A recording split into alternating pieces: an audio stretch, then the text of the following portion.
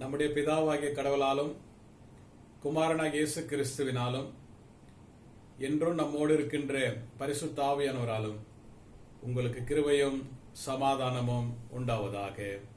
ஆமேன்.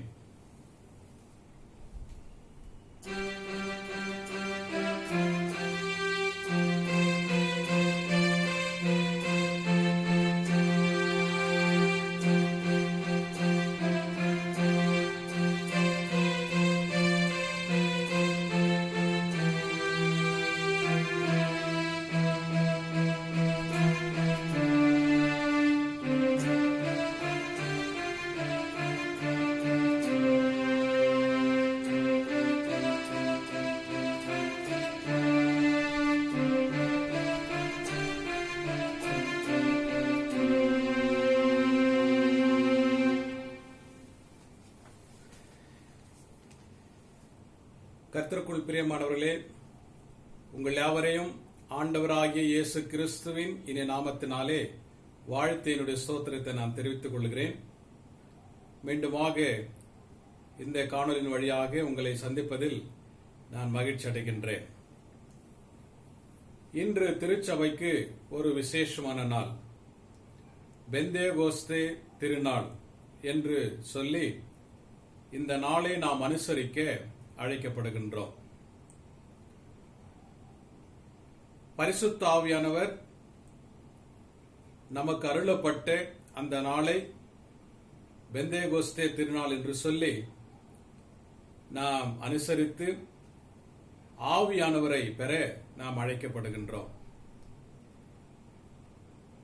இந்த விசேஷமான நாளிலே நம்முடைய தியானத்திற்கென்று கொடுக்கப்பட்டுள்ள பொருள் என்னவென்றால், வாரும் தூய ஆவியானவரே,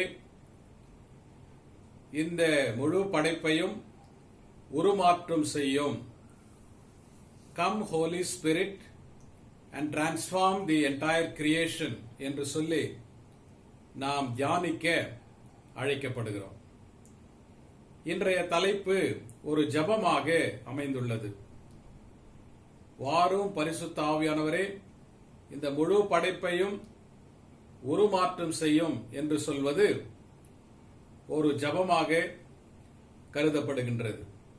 ஆண்டவரிடத்திலே இந்த ஜெபத்தை இந்த பெந்தேகோஸ்தே திருநாள் என்று நாம் ஏறெடுத்து உருமாற்றம் பெற்று ஆண்டவருக்கு உகந்த பிள்ளைகளாக ஜீவிக்க நாம் அழைக்கப்படுகின்றோம்.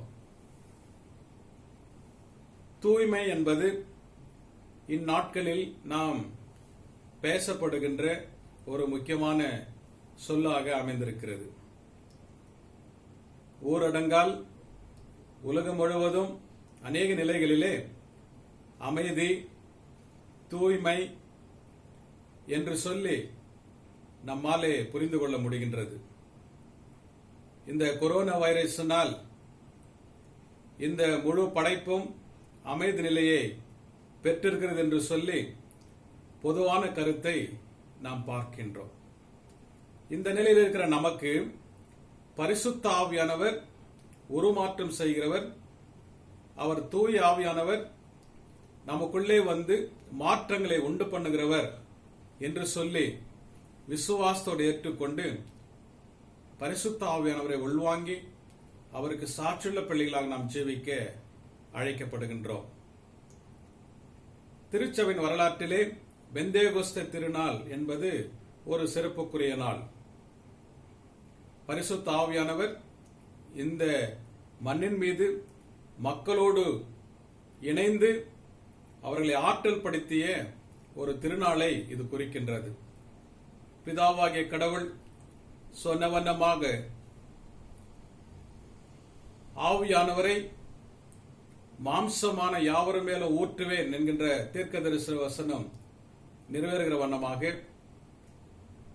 ஆண்டவராகிய இயேசு கிறிஸ்து, நான் பிதாவை வேண்டிக் கொள்கிறேன், அவர் தேற்றரவாளனை உங்களுக்கு அனுப்புவார் என்று சொன்ன அந்த வாக்குறுதியின்படியும் பெந்தேகோஸ்தே திருநாள் அன்று இந்த பரிசுத்த ஆவியானவர் இறங்கி வந்து தன்னை பின்பற்றி வந்த சீடர்களையும் மற்றவர்களையும் நிரப்பி ஒரு அற்புதத்தை செய்த நிகழ்வை திருமறையிலே நாம் வாசிக்கின்றோம்.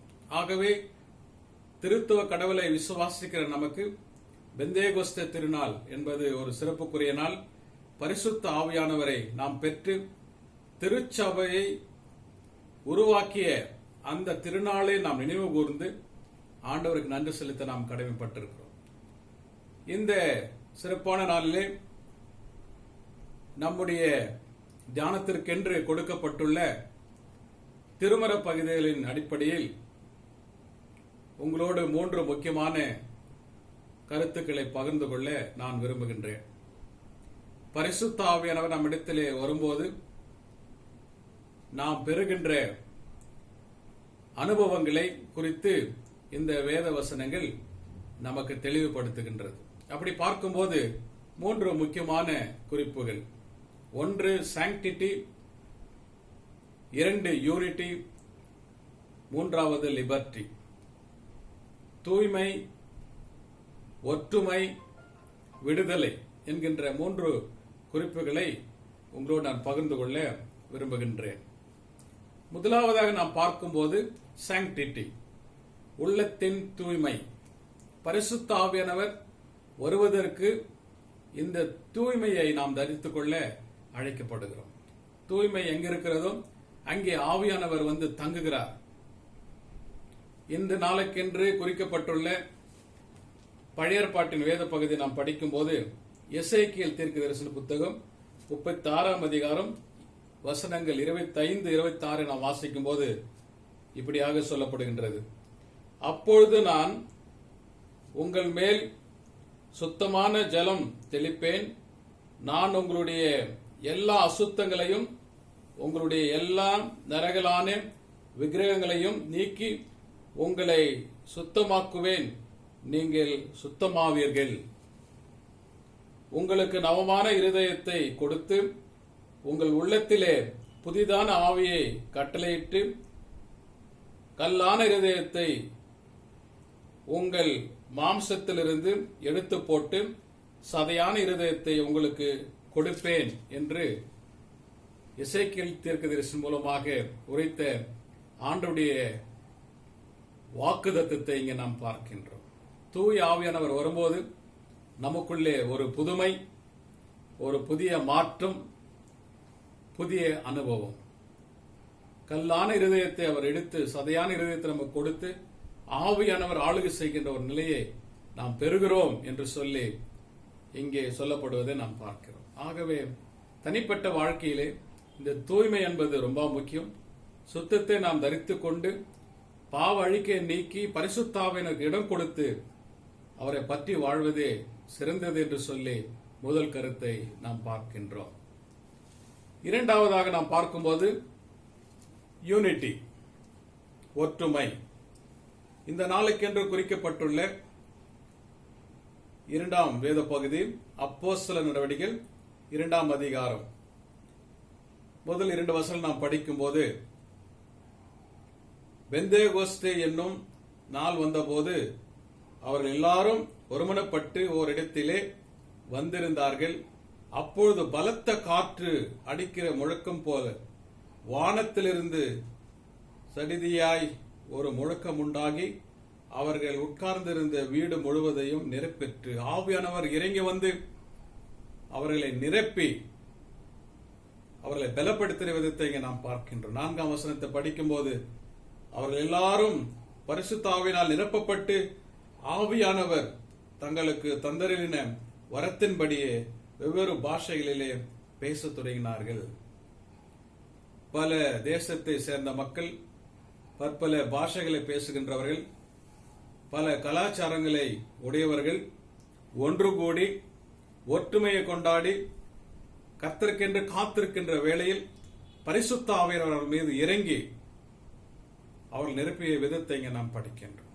எங்கே ஒன்று கூடுகிறோமோ, எங்கே ஒற்றுமை இருக்கிறதோ, எங்கே உறவுகள் இருக்கிறதோ ஆவியானவர் அங்கே இறங்குகிறார் என்ற சத்தியத்தை இந்த வசனங்கள் நமக்கு வெளிப்படுத்துகிறது. ஆகவே பெந்தேகோஸ்தே திருநாள் என்று சொல்லும்போது அது ஒற்றுமையின் அடையாளமாக, ஒற்றுமைக்காக நடைபெறுகிற தேவ கிரியை என்று சொல்லி, அற்புதம் என்று சொல்லி நாம் விசுவாசிக்க அழைக்கப்படுகிறோம். ஆவியானவர் வரும்போது எல்லாரும் ஒன்றிணைந்து பாஷைகளை பேசினாலும் அதை புரிந்து கொள்ளுகிற சக்தியை கடவுள் கொடுத்து அங்கே ஒற்றுமை நிலம் நாட்டுகின்ற விதத்தை இங்கே நாம் படிக்கின்றோம். உள்ளத்தின் தூய்மை என்பது ரொம்ப முக்கியம். அதை பெறுகிற நாம் ஒற்றுமையோடு ஒருவரை ஒருவர் சார்ந்து வாழ்வதே கடவுள் கற்றுக் கொடுத்திருக்கிற மாபெரும் காரியமாகும். பரிசுத்த ஆவியானவர் வரும்போது இந்த ஒற்றுமையை நாம் நிலைநாட்ட அழைக்கப்படுகின்றோம். மூன்றாவதாக நாம் பார்க்கும்போது லிபர்ட்டி, விடுதலை. ஆவியானவர் நம்மிடத்திலே வரும்போது நாம் விடுதலை பெறுகின்றோம். நாம் பலனடைந்து மற்றவர்களையும் விடுவிக்கின்ற பணிக்கு நாம் தகுதி பெறுகிறோம் என்று சொல்லி திருமறை எடுத்துரைக்கிறது. ஆண்டவராக இயேசு கிறிஸ்துவினுடைய வாழ்க்கையிலே இதை நமக்கு வெளிப்படுத்தியிருக்கின்றார். லூக்கா எழுதின நற்செய்தி நூல் 4ஆம் அதிகாரம் 18ஆம் வசனத்தை நாம் படிக்கும்போது, கர்த்தருடைய ஆவியானவர் என் மேல் வருகிறார். பரிசுத்த ஆவியானவர் பெறுகின்ற இயேசுவை இங்கே நாம் பார்க்கின்றோம். கர்த்தருடைய ஆவியானவர் என் மேல் வருகிறார், தரித்திரருக்கு சுவிசேஷத்தை பிரசங்கிக்கும்படி என்னை அபிஷேகம் பண்ணினார். குமாரனாகிய இயேசு கிறிஸ்து பரிசுத்த ஆவியினாலே அபிஷேகம் பண்ணப்பட்டு அனுப்பப்பட்டவர். அது மட்டுமல்ல, இருதயம் நெருங்குண்டவர்களை குணமாக்கவும், சிறைப்பட்டவர்களுக்கு விடுதலையும், குருடருக்கு பார்வையும் பிரசித்தப்படுத்தவும், நொறுங்குண்டவர்களை விடுதலையாக்கவும், கர்த்தருடைய அனுக்கிரக வருஷத்தை பிரசித்தப்படுத்தவும் என்னை அனுப்பினார் என்று சொல்கின்ற தேவ செய்தியை நாம் பார்க்கின்றோம். இந்நாட்களில் லிபர்ட்டி, விடுதலை என்பது எவ்வளவு முக்கியமான ஒரு வார்த்தை. இந்த உலகம் கொரோனாவால் கட்டப்பட்டுள்ளது. அநேகர் வாழ்விழந்து தவிக்கின்ற ஒரு நிலையை நாம் பார்க்கின்றோம். மக்கள் மத்தியிலே பயம் இருக்கின்றது, கலக்கம் இருக்கின்றது. விடுதலை தேவை. பரிசுத்த ஆவியானவர் விடுவிக்க வல்லவர். வாரும் தூய ஆவியானவரே, உருமாற்றம் செய்யும், இந்த உலகத்தை மாற்றும் என்று சொல்லி இந்த ஜபத்தை நாம் இணைந்து ஏறெடுக்கிறதுனால் நாம் அழைக்கப்படுகின்றோம். ஆவியானவர் நாம் பெறும்போது அருட்பணிக்கு நம்மை அது தகுதிப்படுத்துகின்றது. ஆவியானவர் பலனை அளித்து மீட்பு பணியில நம்மை பயன்படுத்துகிறார் என்ற ஒரு அருட்செய்தியை இந்த வசனம் நமக்கு வெளிப்படுத்துகிறது. இந்நாட்களில் ஆண்டவருடைய முழுமையான விடுதலை பெற நாம் அழைக்கப்படுகிறோம். மூடப்பட்டுள்ள தேவாலயங்கள் திறக்கப்பட வேண்டும், வழிபாடுகள் நடைபெற வேண்டும், ஆண்டவருடைய உறவிலே நாம் கடந்து வர வேண்டும். நமக்கு ஒரு பெரிய விடுதலை தேவை என்று சொல்லி இந்த நாளில் ஆண்டவரிடத்தில் நாம் மன்றாட அழைக்கப்படுகின்றோம். உள்ளத்தின் தூய்மையை கடவுள் எதிர்பார்க்கின்றார். மக்கள் மத்தியிலே ஒற்றுமையோடு வாழ்வதை கடவுள் எதிர்பார்க்கின்றார். தூய ஆவியானவர் நம்மேல் வரும்போது நாம் பலனடைந்து மீட்பின் பணியிலே நாம் இணைத்துக் கொண்டு நாம் விடுதலை பெற்று மற்றவர்களை விடுவிக்கின்ற பணிக்கு நம்மை அர்ப்பணிக்க கடவுள் நம்மை அழைக்கின்றார். ஆகவே இந்த பெந்தேகோஸ்து திருநாள் அன்று இந்த முழு படைப்புக்கு விடுதலை தேவை, உருமாற்றம் தேவை. ஆண்டவரிடத்திலே நாம் மன்றாட அழைக்கப்படுகிறோம். சாங்டிட்டி, தூய்மை, யூனிட்டி, ஒற்றுமை, லிபர்ட்டி, விடுதலை என்பது ஆண்டவருக்குரியது. ஆவியானவரை நாம் பெறும்போது அந்த உண்மையான உள்ளான பரிசுத்தத்தை நாம் தரித்துக் கொண்டு ஒற்றுமை நிலைநாட்டி ஆண்டவருடைய விடுதலை பயணத்திலே நாம் இணைத்துக் கொண்டு இந்த மீட்பு பணியிலே ஆண்டவருடைய நாமத்தை நாம் மையப்படுத்த வேண்டும் என்று சொல்லி கடவுள் விரும்புகின்றார். இந்த மாபெரும் பணிக்கு என்று நம்மை நாம் அர்ப்பணித்து ஆண்டவர் கொடுக்கின்ற அளவில்லாத பரிசுத்த ஆவியானவரை நாம் பெற்று அவருக்கு சாட்சியுள்ள பிள்ளைகளாக வாழுவோம்.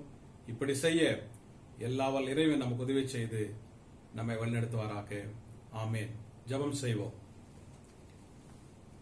ஜீவனுள்ள நல்ல ஆண்டவரே, எங்களை உருமாற்றம் செய்கிறவர், உள்ளத்திலே மாற்றத்தை தாரும்,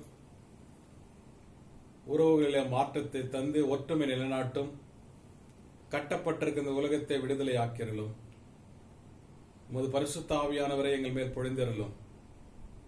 நாங்கள் உமக்கு சாட்சிகளாக என்றும் வாழ கிருபை செய்யும். உமது அன்புக்கும் இரக்கத்துக்கும் எங்களையும் இந்த உலகத்தில் இருக்கிற அனைத்து மக்களையும் தாழ்த்து நாங்கள் ஜெபிக்கிறோம். இந்த முழு படைப்பையும் நீர் விடுதலையாக்கிறலும் தூய்மைப்படுத்தலும் உமது ஆசீர்வாதம் இருப்பர்களும் சுவாமி. உமது மாறாத அன்பு எங்களை நினைத்திருக்கிறது, நன்றி படைக்கிறோம்.